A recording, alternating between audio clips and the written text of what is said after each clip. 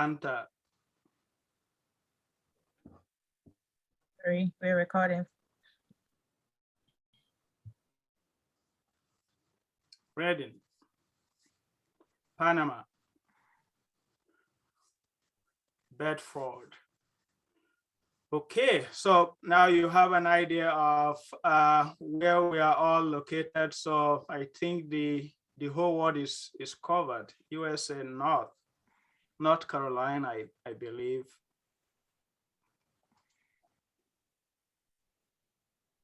Awesome, great, thank you for sharing that. Stay there, because right now I want to know what you do. We want to know what you do. Stay there.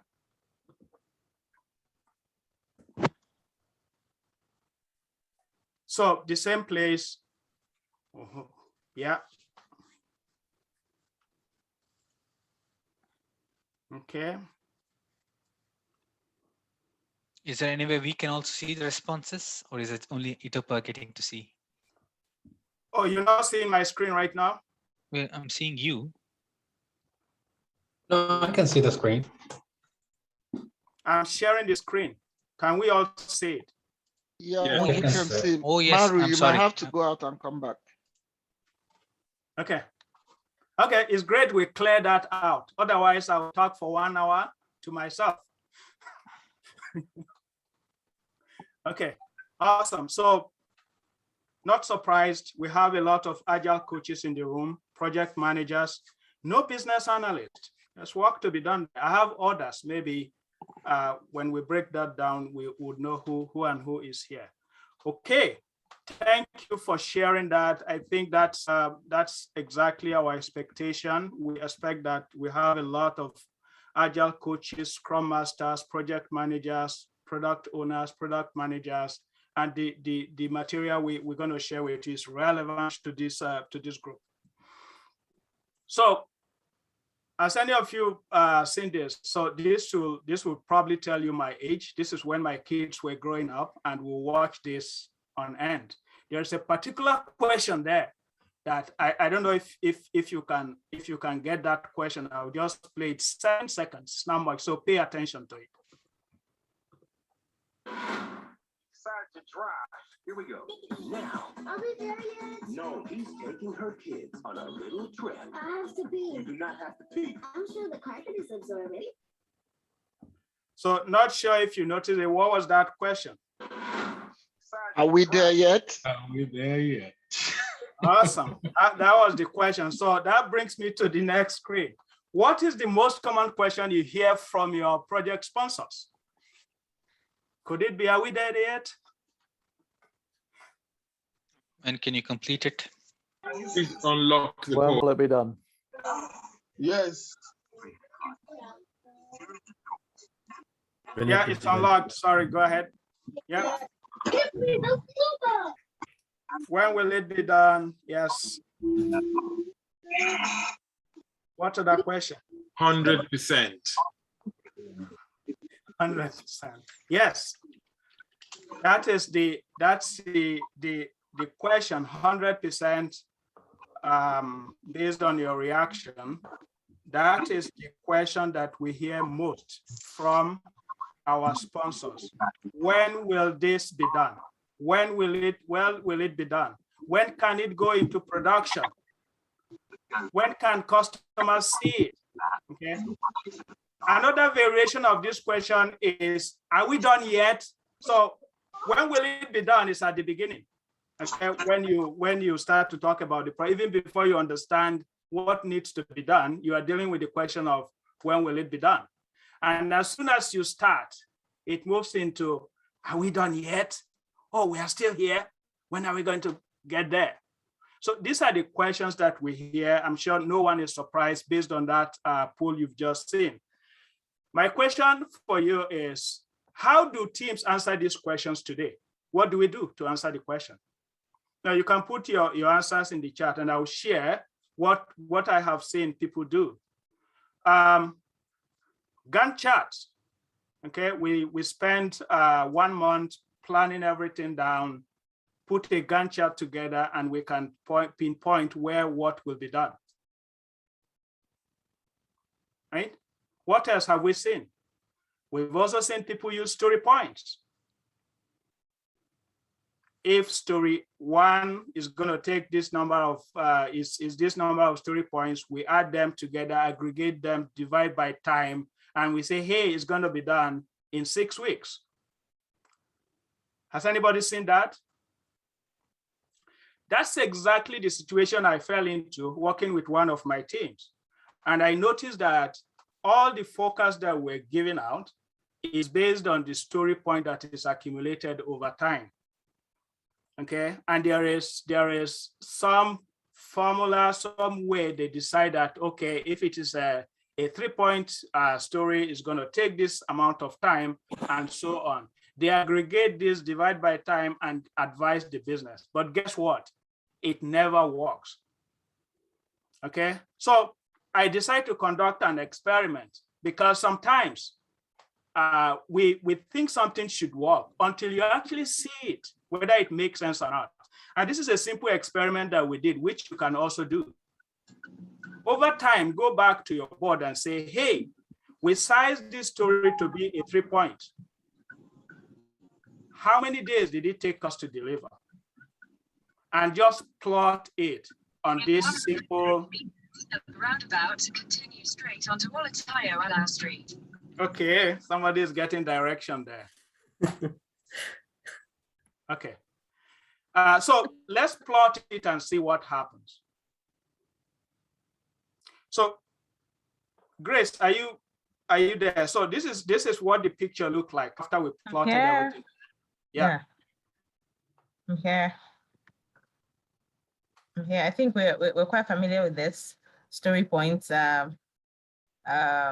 More like, I guess, just take a t-shirt size and then determine how long or how much your work will get done in what time. But over time, I think, and I believe most of us have not had, the guess has not actually been helpful. So I think our next slide will speak more on a better way of speaking to predictability when it comes to delivering tasks to our clients. Ilopa. Yeah, thanks. So that's exactly, just to make that point to the team, this is what we did. We plotted all the story points against, for each of the items, how many days did it eventually take? And just confirm the assumption that we can base our timelines on this. And what we found out is astonishing. You can see a story that is sized at 2 story points, one story point took 2 days. Another one, same 1 story point, takes 8 days. I'm sure none of you will be surprised because you start to work on these items, and what happens? You discover things that there was no way you would know before you start the work. That is the nature of product development. That is the nature of the environment that we work in. We're going to uncover stuff. We're going to see things that we do not plan for. Okay, so that's why we start looking at, okay, we are using a deterministic approach when we are in a complex environment where we should be using probabilistic. I won't go into too much of theory here, but when you hear deterministic, it means that we are making an assumption that there is a correlation between the input and the outcome that we're going to get, and it's only one outcome. Whereas we know life has proven to us that when we start, there are different outcomes that can come out. Okay, this is a typical example. I'm in Lagos. I'm traveling from, for those of you who do not know, Lagos in Nigeria, this is a huge axis where people move in the morning and the evening, going to work and coming back. You know, so the big problem is determining when are you going to get to work. Okay, if you take just what the graph is saying, say 42 minutes, most of the time you're going to get there in 2 hours, in 90 minutes. If you are lucky on a Sunday, you get there in 42 minutes. Okay, what that means is that there are several outcomes that you can achieve. So making an assumption that there's just one outcome, taking that deterministic approach is not going to help. What we should rather be looking at is, if there are several outcomes that can come based on our starting point, what is the probability of one of those outcomes materializing? So you're going to assign probability to each of the outcomes and then base your decision on that. Now, what we're going to do as we go on is to see how you can do that in a very short period of time to help your teams. But before we do that, we're going to do a quick Kanban essentials. Are you with me? Awesome. Yes. Awesome. So all the materials that we're going to look at today is based on Pro Kanban Kanban Guide, which is available on this URL. Now, a couple of years ago, people in this industry came together and we're looking at what is actually the essential, the minimum requirement if I want to set up a Kanban, if I want my team to use Kanban. Okay, and that's what this is about. You can grab it here. It's few pages, very well written. So all the definition you're going to see here is based on this guide. Okay, so the first thing is, what is Kanban? For me, the first time I had Kanban, it's that board on the wall where we placed stickers. That is my Kanban. Are we doing Kanban? Yes, we're doing Kanban. Where's your Kanban? There is my Kanban. Okay, but I've since learned that it's actually a strategy for optimizing flow. So I highlighted things that you want to look more closely to. It's a strategy. Flow is important. Value delivery is important. It's not about the stickers. Of course, there is the visual aspect of it, which making our work visible to everyone, all the participants. And it's a pool-based system. You understand why it's a pool-based system as we go on. So a few practices and measures that you want to look at when looking at this Kanban as described here. So there are 3 practices. You have to define and visualize the workflow. And what I mean by workflow is, what does it take to move an item from the beginning to the point when a customer can use it? What does it mean for your team? And it's going to be different. Even if they are all in software development, even if they are all working on the same product, each team will define how they actually get work done. That's what this is about. I kindly mute. Sorry. Thank you. Okay, yeah, you can go on, Ilopa. Thank you. The next thing is, how do we manage the items, actively managing the items in a workflow? And we're going to go into what is an item in the workflow. Okay, that's the unit of value that is being worked on. If a project is going to fail, if your delivery is going to fail, it doesn't happen overnight. You're going to see there are signs in the work items from day to day as they move from one state to another that can give you that leading indication that you're going to get into trouble.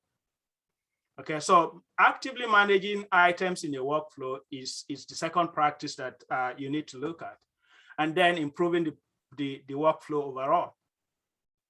We designed it based on our understanding day 1. On day 12, on month 2, month 3, is our workflow still the same? Are we actually paying attention to it? By the way, agility is not where you are today. It's your ability to continuously improve upon what you are today. So improving the workflow is key. So I have a flow here. I'm not going to go through it. I would rather show it here. So things that you need to consider when designing the workflow. Number 1 is identify what is the work item. What is the unit of value that we're delivering, that we're moving through the system? Number 2, what are the states? What are the steps in that workflow? we move from, so in this example, you see, when we move items from the backlog, it goes into design. After design, we do coding. After coding, we do testing, and then we deploy. Those are the states or the steps. It's going to be different for your team. Okay. The next thing is, where is the starting point and where is the finish point? Okay. Now we can argue. Should the start point from when it gets to the backlog? Should the finish be when it's deployed? That's all okay. It is based on your context, what you consider to be the starting point and the finishing point for a specific team, for your specific product, for your specific environment. Okay, that makes it easy for understanding. So those are the 4 things that you want to be sure you have as you define your workflow. And the last but not the least is the WIP, the work in progress limit. Okay, remember I said, if a project is going to fail, it doesn't fail overnight.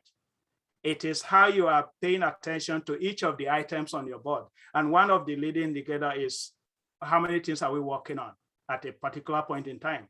Do we have a bottleneck in any of these states or not? And there's something else I'm going to share, which is one of the measures we are going to go through. So we've looked at the practices. Now we're looking at the measures. 4 measures, simple. Cycle time. Is the elapsed time between that starting point and the finish point that you define for your team. The elapsed time in days, that is your cycle time. Okay. And WIP we talk about is everything that you have in progress, and everything that has crossed that start point, but has not yet exited that finish point. That is your work in progress. And then we talk about throughput. Throughput is, for a period of time, how many of these work items are actually getting finished? How many of these items are crossing that finish line? And then the last but not the least is the work item aging. So here is how you can see that visualized. That is your cycle time. Is the elapsed time between the start and the finish.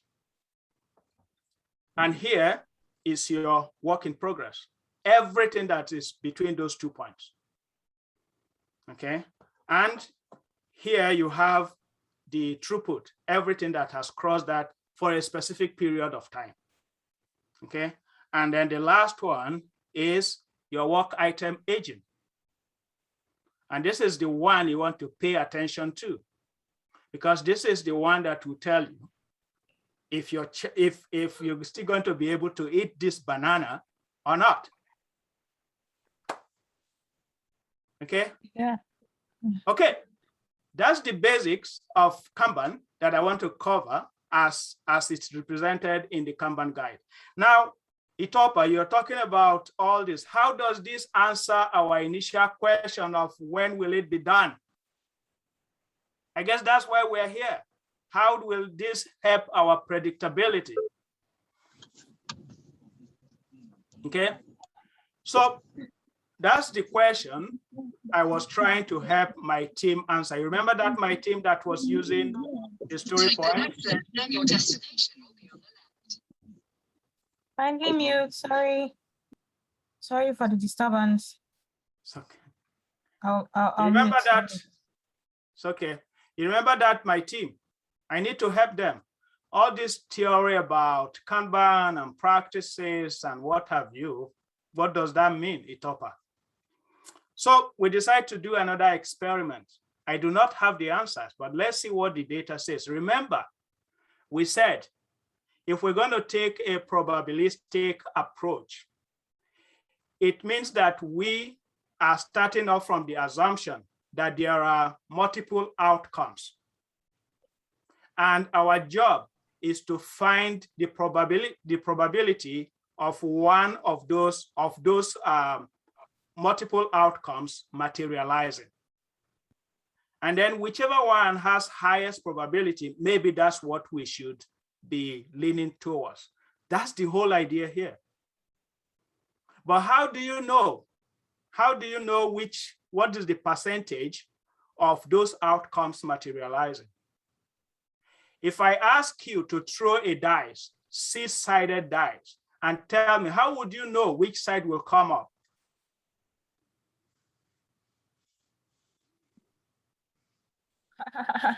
Someone It can says be 1/6. Yeah, it can be 1/6. Yeah, but if you really want to put a percentage to it, to say, okay, the chances of 1 coming is this, or the chances of a 5 showing up is this, how do you do that? We don't have time. When we do this in a workshop, we actually bring dice and throw it up and see and actually calculate this percentage. But I'm going to tell you, the only way we do it is you throw the dice. And that fits perfectly with empiricism, working with what is known. No. Throw the dice, throw it 1,000 times, and the probability for each side will be clear to you. So that's exactly what we decided to do with my team. We took all the stories, all the work items, and we say, hey, in the past 3 months, let's look at all our work items. We're not concerned about story point or anything here. We're just looking at facts. How long did it take for us to complete the stories? And we plotted it against this. So on the x-axis, you just have dates. Okay, and on the y-axis, you have the elapsed time for a specific work item to move from that start point to that end point. Okay, and that's what we plotted. Right now, we can say, okay, how long did it take 50% of the items here to get done? Simple counting, count from the bottom until you get to 50% of the items here. Okay, that's what we did. And that is your 50th percentile. And what I'm saying here, let me translate it. It means that if a new item is coming into this workflow today, there is a 50% chance that is going to be completed by the 4th day or less. How is that for a forecast? Now, this is not pulling something from the air. You are using the historical data that you have to make this judgment. And it's also an opportunity for conversation. 50%, I'm not too comfortable. What will 70% look like? Okay. Right now, what does this mean? If you bring a new item into this workflow, there is a 70% chance that is going to be done under 6 days. Right? And this is no magic. This is just based on our historical data, based on empiricism. It's quite interesting. Yeah, it's quite interesting that Kanban is really truly agile and really takes you away from what we are more used to, as in we're much more used to estimations in agile. But what Kanban is trying to tell us here is that based on historical data, which agile preaches iterative, an incremental kind of approach to planning and delivery of projects. You use your historical data to really plot on a graph like this at what is the likelihood of you finishing a task probably in 5.5 days, as is shown here on this slide. And from here, we can see that there's a 75% chance. It might not just be okay for the client, and then you tell them, you can still go up the chart and get your 85 percentile or your 95 percentile and tell them probably you finish this job 95% chance on in 8 days. And so that is just the beauty of what Kanban can offer us as to predictability and trying to meet our clients' needs. Thank you. Yeah, thanks, Grace. Yeah. So the idea here is that this is a low tech, very easy to do. I know questions that popped in my head the first time I see this is, what if I do not have the historical data? Okay, I'm sure a lot of you have that question. That's okay. You can, is there anything that you have done in the past that is similar to this? That could be your starting point. Remember that this is just the starting point. As you get more data into this, you know, this will be changed. This is not cast in stone. As you start to deliver the work and you get more data here, your predictability actually goes up because you have more data. So the starting point could be a reference project that you've done in the past or something similar that you've seen happen. So that helps. But the moment you start, this also helps you not to wait for too long before you start.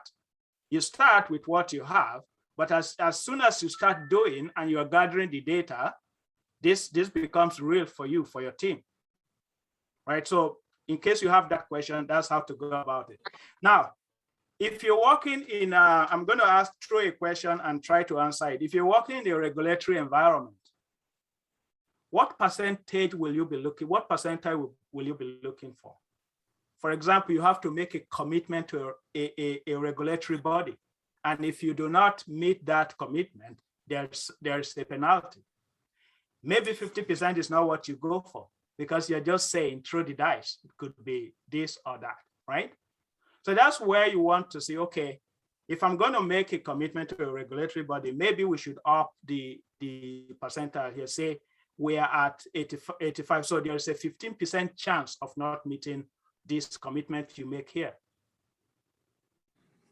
Okay, if we turn it around to address risk, there's a 15% chance that this thing is going to take more than 7 days if you're bringing an item in today.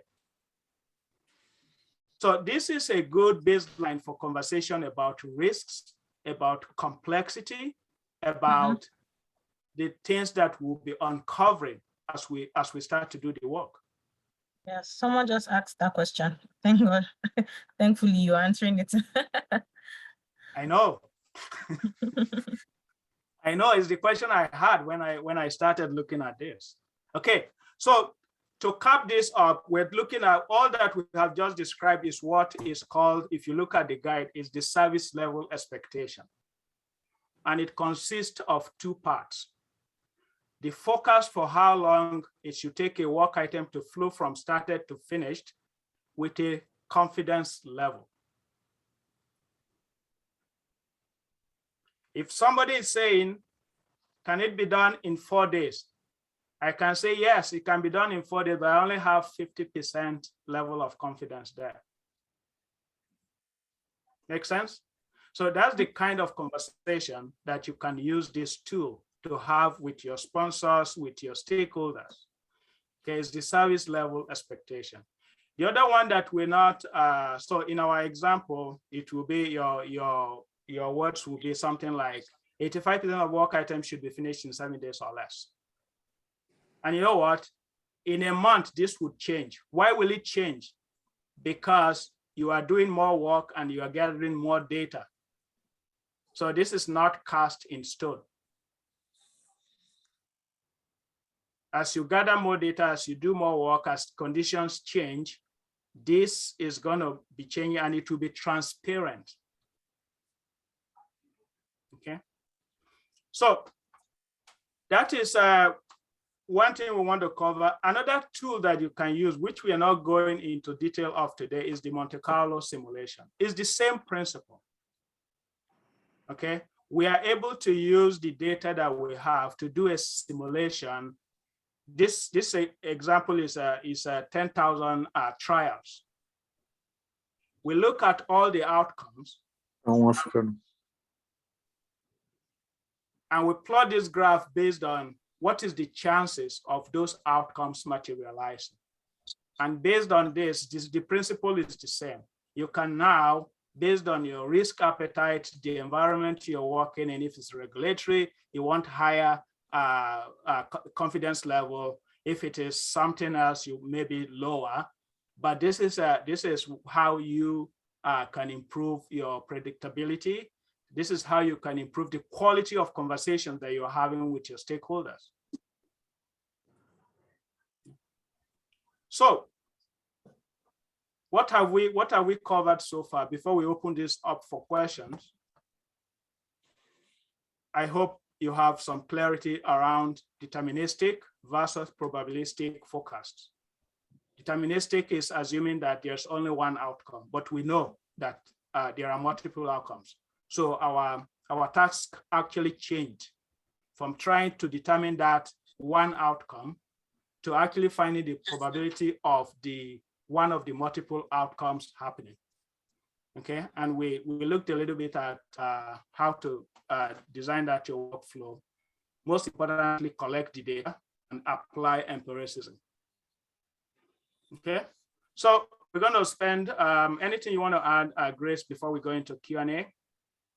Yes, I didn't want to interrupt you much because you're already flowing. So thank you. But yes, just as you said, basically these are the fundamentals of Kanban, and Kanban looks more to probabilistic forecasting than a deterministic approach. And of course, as he has said, deterministic, you're looking at one outcome, but when it comes to probabilistic, which is really important, as he explained on the service level expectation, for me, that graph captures a whole lot, as to how when can I get my deliverables, when will you get this done, when are we done yet? That explains it. And explaining the workflow, somebody had asked if what WIA meant. It's part of the whole Kanban system, the Kanban board, and it talks about work item aging, and work item aging basically is how long your work has taken. As Ilopa was explaining, he explained with the plantains, as you keep work aging over time, there's a lot that is being lost, and so that is not advisable when it comes to Kanban. Yes, this was what yes, this is the work item aging. This was the first time it got to the coding, and then it kept aging, and then before you know it, it got rotting. And so no value was delivered. It wasn't transferred to testing, and so there's a lot of risk in allowing your work item to age over time. And basically, when it comes to Scrum, I remember when I was doing my training, this is actually a leading indicator. It helps you understand how your work, how you're faring when it comes to your work items. How are you really progressing? Is there workflow? Is there value being delivered? Ilopa, if you wouldn't mind, probably let me check the time. If it's okay to bring up some questions and then you answer, or we answer them together. Yeah, there are quite a number of questions. So, okay, so yeah, just to just add to what you were saying. So the work item aging is a measure that I tell my clients to pay attention to, because if we're working with that SLE, there's a point in the flow you would know if this item does not move from this state to the next, we're probably going to exit that SLE. And what do you do when you come into the daily meeting or daily stand-up and you have that kind of information? It means that you'll be looking for opportunities either to swarm around that problem, look at what is blocking it, and remove it. So it's a leading indicator because it gives you that warning. Unlike when you come back and it's already late, you're only reporting what has happened. This is one of the indicators here that shows you on a day-to-day basis what you should be focusing on. Okay, Ilopa, I found something interesting here. Probably you try explaining. Somebody made a comment here and it says, use data from sprint plan to, I think, probably plot the graph, the SLE graph you're talking about. Could you just maybe chip in how Kanban and Scrum could be relatable? I think this is taking from Scrum and bringing it to Kanban, or trying to connect the two. Yeah. Sure. Sure, and there's nothing wrong with that. I think these two, depending on what you're doing, can actually work hand in hand.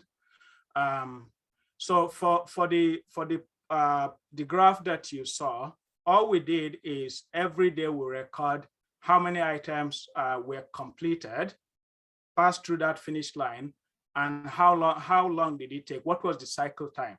It's like we're actually just plotting the cycle time against. So this is the one you're talking about. So what you have here is just the cycle time for each of the items. Every day we go into this into the team and say, okay, what item is completed? What was the cycle time? That's all. So the cycle time is not from the sprint planning, it's rather from just the actual fact, when did this go into started and when did they exit the finished? That's our cycle time. We just plot it. Okay, and then we later on analyze it based on what we discussed earlier. Now, if I were doing this for a Scrum team, so after the sprint planning, we have the sprint backlog, which has the goal and the items that we're going to try to complete in order to meet those the Scrum goals, right? So what you could do on a daily basis is what is completed and how long did it take to complete since the time we move into in progress, depending on how you design your board. It's the same thing. So we monitor this every day, and at the end of the day, we have something like this. So which we can now take even into our sprint planning to say, hey, this is the chance of each item moving out based on our historical data. I could do that in the next sprint planning as a guide, as something to look at as we're planning the next sprint. Okay. I hope that clarifies the question. Yeah, it does. Beautiful. Thank you, Toba. Your hand was raised. You have a question? Yes. Okay, please. So this is about the cycle time. So sometimes what happens, like to get a cycle time or an age of a particular item, we need to understand what are the dependencies. Were there any dependencies? Were there any impediments that caused that item to stay within a particular column or like took more time? So we have to be careful when we are getting the cycle time, right? So cycle time should not happen like it includes all this, like a wait time or like time that we wasted on something as a dependency or like multitasking, right? So that's where I wanted to bring a point saying like using this cumulative flow diagram, which I use for my team, which I represent or show every day to the team, showing like how is our flow? Is there an item in a particular column for more than a day? And if it is there, why it is there? What are the blockers? What are the impediments?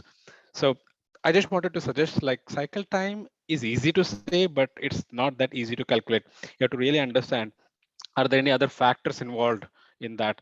And if you know about all the factors involved, and then you have to take them out, and then it will give you a correct understanding or correct time or age of a particular item. Okay, if there is no impediment, anything, and it's flowing smooth, then it's easy to get your cycle time. Okay, no, thank you for that. I like everything. I have nothing opposite of what you've just said. We shared a method of doing this probabilistic forecasting. The only addition I'll make there is, yeah, for each day you look at what is making these items stay here and it's not moving. But the fact is that it didn't move. So if I'm going to look at the cycle time for that item, is the full elapsed time. I know that, yeah, it will be longer if there are impediments, if there are things unresolved. It will be shorter if we have all those things resolved. But it doesn't change the fact that that is the cycle time for that item. Yes. Yeah. You know, so that's all I will add there. And you're right that on daily basis, looking at your work item aging, either using the cumulative flow diagram, as you said, or using this work item aging. In my team, the team I was talking about, what we actually did is we put a star on the sticky each day we come here and it's not moving. That gives us an idea. We didn't have a banana to stick to each of the stickers, but we did put a star on each of these. Every day we come in and this sticker is not there. Yeah. So which is good because it allows us to ask the questions. Thank you. Yeah. Thank you. Thank you. I think there's a question here. I think it's from as well. It says, and I answered it, but I want you to also add to it. He said, how about the policies for each of these columns and stages? That's each of the columns on the Kanban board, on the board.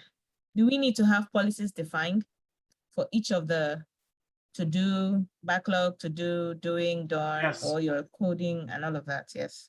Yes, yes. So you need to define explicit policies when you do your workflow.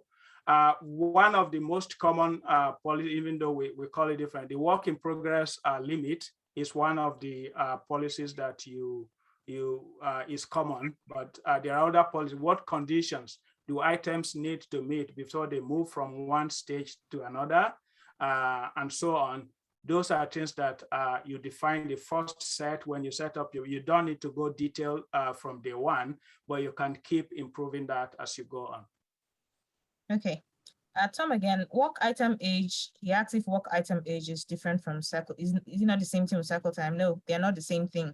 As Ilopa said, your cycle time is from your started to finished.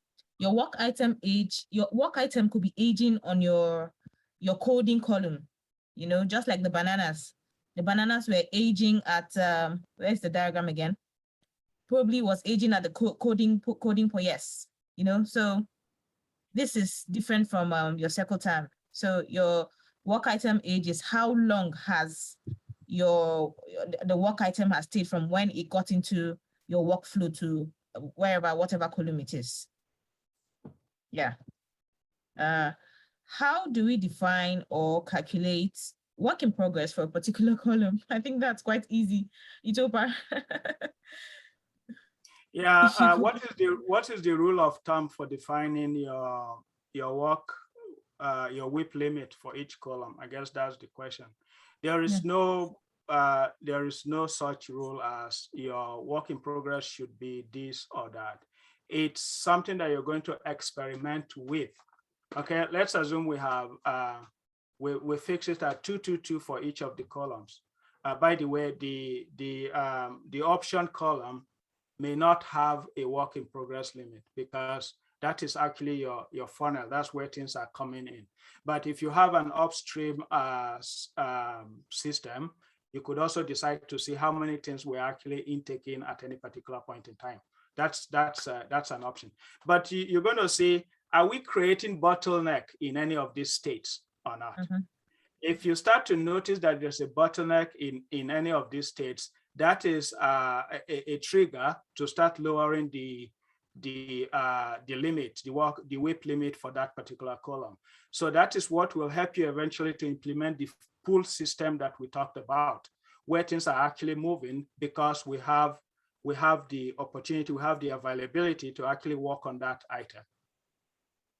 Okay, just to also add, work in progress limit is different from your actual work in progress.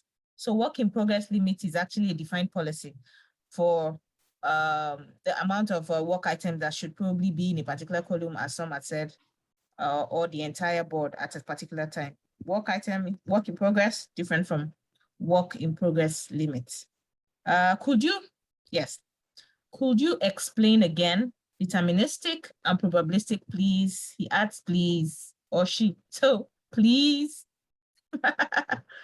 Deterministic Simple. And probabilistic. So this is how I understood it, and made it very clear for me, and that's what I want you to take away. If you are making an assumption that with the input you have only one possible outcome, that is a deterministic thinking. If you realize that there are multiple outcomes that can happen, and your task is to find which of these could materialize based on their on the probability of them happening, that is a probabilistic approach. is the first thing is that understanding that there are multiple things that can impact when something gets delivered. And the only way to know of all the multiple items is to see, based on our data, what is the probability of one of those outcomes happening. Okay, this one asked, if you have a large backlog, how can you use this to predict? If you have a large backlog, I'm sure the person is trying to say, if you have a large backlog, how do you predict, probably, how do you determine the probability of finishing the work on the backlog? Oh, yeah. Yeah, so we couldn't get into the Monte Carlo, but you can use Monte Carlo to do, if you have a bunch of items, how many of them, so two things can determine how many of them can you do at a date. If you have a fixed date, how many of those items that you can do is the same method. Run your simulation for 10,000 or more trials and see what is the probability of hitting that date, or how many items can you do at a particular date. You can also do it for dates, different dates, probability of hitting any of those dates. Okay, quickly, I see some teams calling themselves Scrum teams and some teams Kanban. Does two different types of teams really exist? Is the Kanban principle not applicable to teams running sprints? I think that was why I had to ask you to explain how the connection and the complementary approach to using Kanban and Scrum can help with this. Does two teams exist? A question, do you have a Kanban team separately and a Scrum team separately? He said some teams, the person is saying some people call themselves Scrum teams and some people call themselves Kanban teams. So he's asking, or she's asking, if you do these teams exist in isolation, or why do people want to ascribe a particular name to themselves and then ascribe another to themselves? Yeah, if I understand your context more, maybe I can answer. But what I want to highlight is that you can use these two together. I have done it very well. So flow is important, whatever you're using. If you are interested in how value is actually being delivered through your system, then you can apply Kanban to visualize that and to apply some of the things that we shared here. Okay. Let me see the next question. Thanks, Cheryl. I see you're Sure. walking the chat. Yes, yes. Yeah, I was talking about, oh yeah, it says, Grace, you're right. I was talking about weight limit. Okay. Think about the assumptions. If you guess a story is 3 points, you might, okay, because, okay, this is a contribution. Oh, yeah, so many more questions. Let's see. Okay.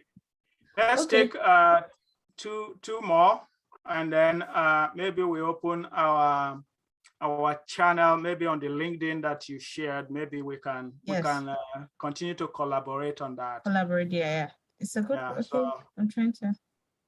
Okay, think about the assumption that if you guess a story is 3 points, your manager assume it will always take exactly 3 days. Deterministic, right? yeah, because you have perfect knowledge and nothing ever changes. Okay, can you just say something on that? No. That was actually answering the question that we Questioned, yes. Clarifying deterministic and probabilistic. And this is a perfect example. Thank you, Cheryl, for sharing that. Yes, perfect.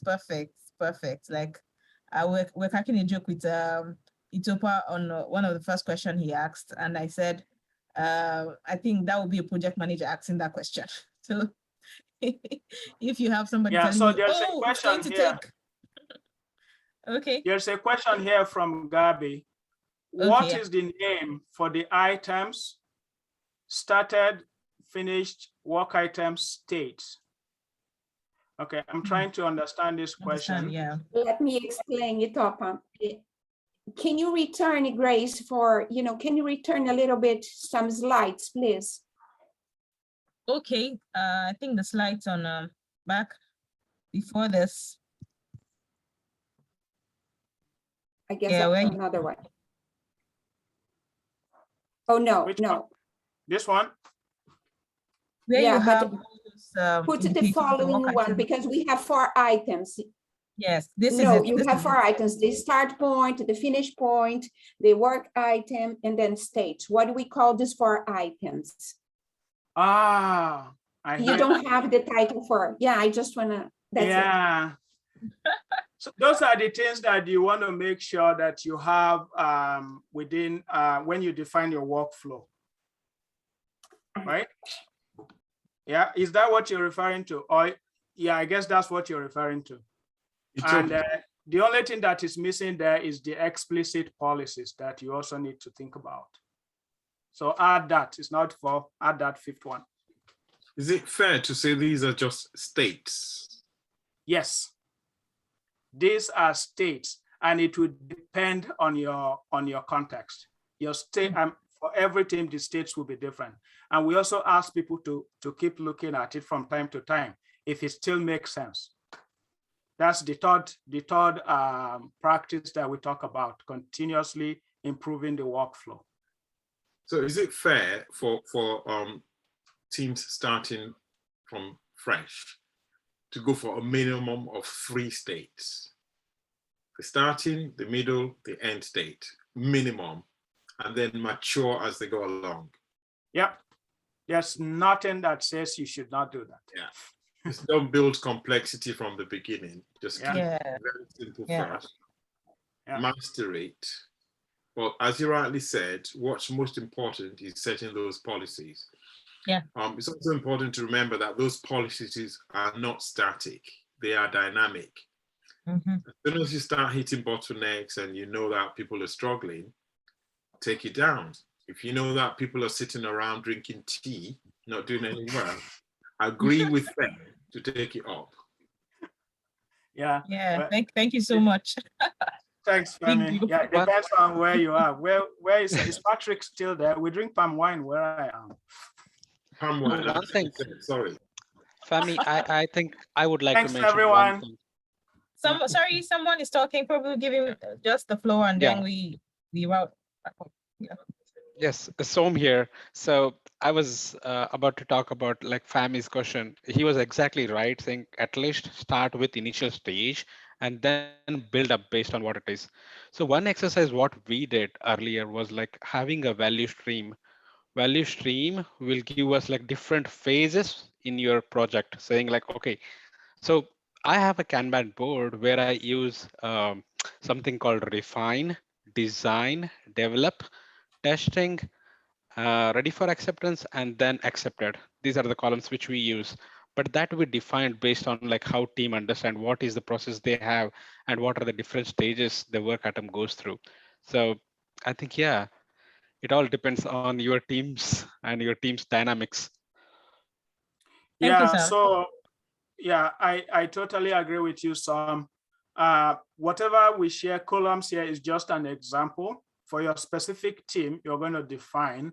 I actually run a workshop for this particular one, sitting with the team and say, hey, let's look at how we're actually getting work done here. You know, that's the starting point. How do we get work done? And I agree with Femi, you can start with the minimum definition. Stuff come in here, we work on it here, we release it here. Those are your 3 basic states.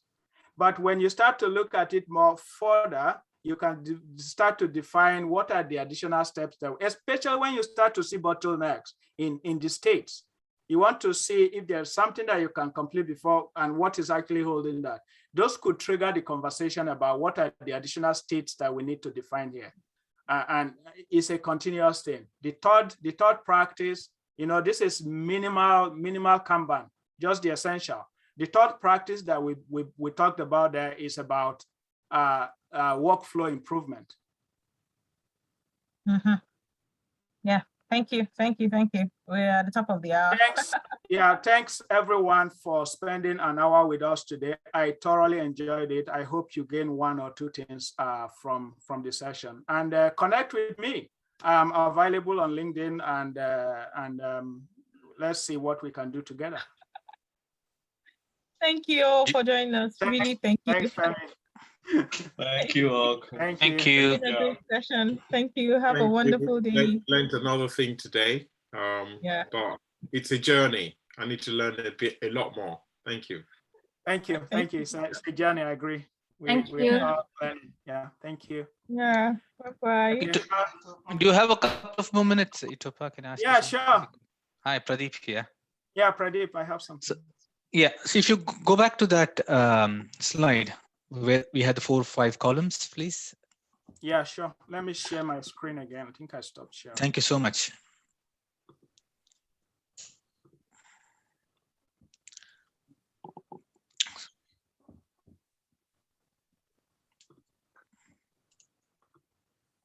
Yeah, here my question here is, say the WIP limit on the design is 4, and the 4th item gets completed, and this column is ready to pick another item from the pull another item from the previous column.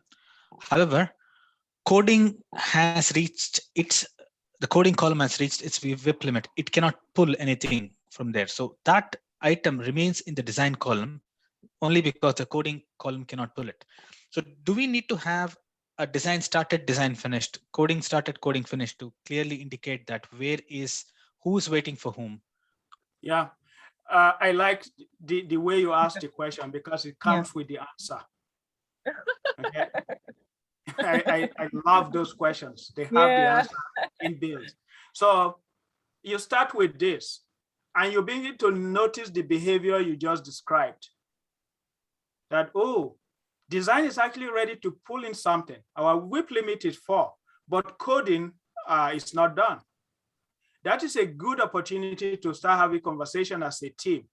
Maybe we should have another column here that will specify items, that will contain items that there's nothing we have to do again on it. It's done from our perspective.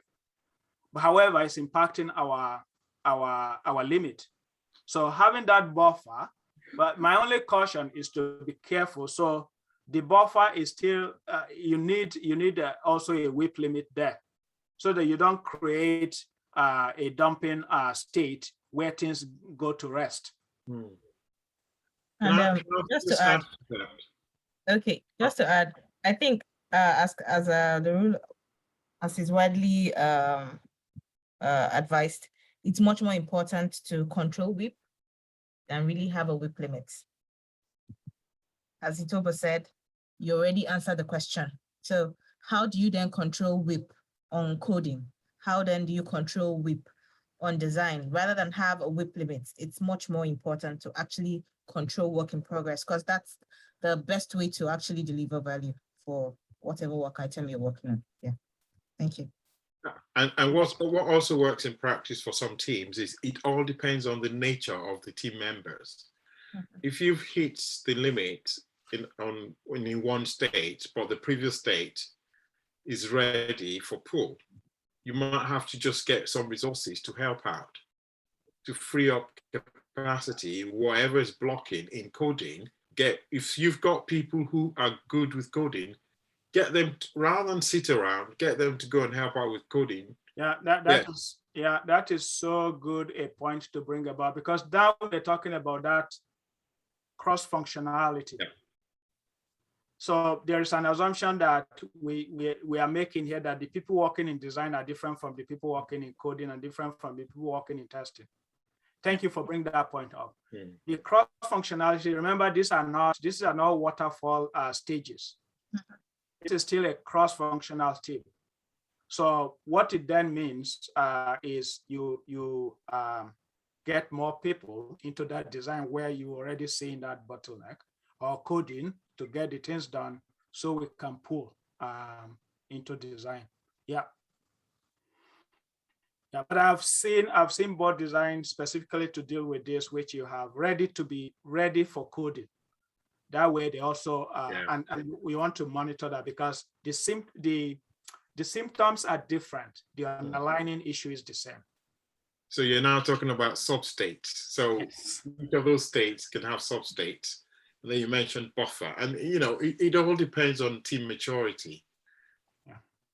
The only way that they can get better is as time goes along, they just need to manage these states. You know, Yep. as they get better, they know how to evolve their board. Yep. Thank you. Yeah, Pradeep, I think your hand is up. Yeah, thank you for that. And I have one other quick one. So it did come up in the questions before. So what I see is if we have a Scrum team, which is running a 2-week sprint, can we still have a Kanban board for that Scrum team and apply WIP limit and stuff like what we discussed?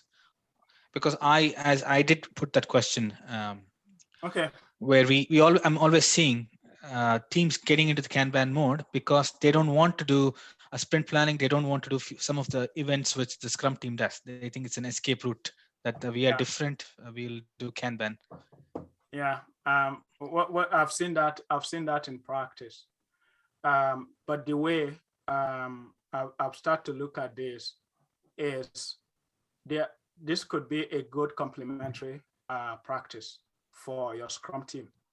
Rather than looking at your sprint like a black box, we don't really know how things are flowing there until it's time for sprint review. And we discover that some things maybe we could have intervened, right? If you have a system like this that is helping you, especially with focus on work item aging, if you coach the team in a way that they understand how to use those measures, especially the leading indicator, then you reduce the surprises that you get at the end of the sprint.